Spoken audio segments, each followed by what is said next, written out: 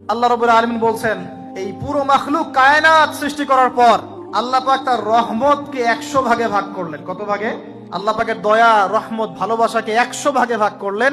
ভাগ করে এক ভাগ, মাত্র এক ভাগ আল্লাহ পাক পুরো মহাবিশ্বে ছড়িয়ে দিলেন। বলেন সুবহানাল্লাহ। বাকি 99 ভাগ রহমত আল্লাহ পাক তার কাছে রাখলেন। এই এক ভাগ ভালোবাসার কারণেই সন্তান কান্না করলে মায়ের বুক ফেটে যায়, সন্তান অসুস্থ হলে বাবার বুক ফেটে যায়।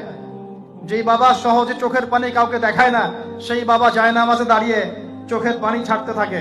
এই এক ভাগ রহমতের কারণে আমরা দেখি যে রাস্তার কুকুর পর্যন্ত তার বাচ্চাকে চাটে, আদর করে, মহব্বত করে। এক ভাগ রহমতে পুরো কায়নাত টিকে আছে। আর নবী সাল্লাল্লাহু আলাইহি ওয়াসাল্লাম বলছেন, বাকি 99% রহমত আল্লাহ পাক তার কাছে রেখেছেন। এই রহমত এবং ভালোবাসা দিয়ে আল্লাহ পাক কিয়ামতের মাঠে মানুষকে মাফ করবে ইনশাআল্লাহ। আল্লাহ রাব্বুল আলামিন বলছেন, এই পুরো মাখলুক কায়নাত সৃষ্টি করার পর আল্লাহ পাক তার রহমতকে 100 ভাগে ভাগ করলেন। কত ভাগে? আল্লাহ পাকের দয়া, রহমত, ভালোবাসাকে 100 ভাগে ভাগ করলেন। ভাগ করে এক ভাগ, মাত্র এক ভাগ আল্লাহ পাক পুরো মহাবিশ্বে ছড়িয়ে দিলেন। বলেন সুবহানাল্লাহ।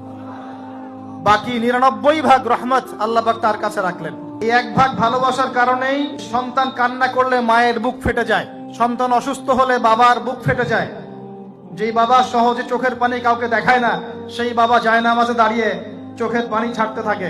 এই এক ভাগ রহমতের কারণে আমরা দেখি যে রাস্তার কুকুর পর্যন্ত তার বাচ্চাকে চাটে, আদর করে, মহব্বত করে। এক ভাগ রহমতে পুরো কায়নাত টিকে আছে। আর নবী সাল্লাল্লাহু আলাইহি ওয়াসাল্লাম বলছেন, বাকি 99% রহমত আল্লাহ পাক তার কাছে রেখেছেন। এই রহমত এবং ভালোবাসা দিয়ে আল্লাহ পাক কিয়ামতের মাঠে মানুষকে মাফ করবে ইনশাআল্লাহ।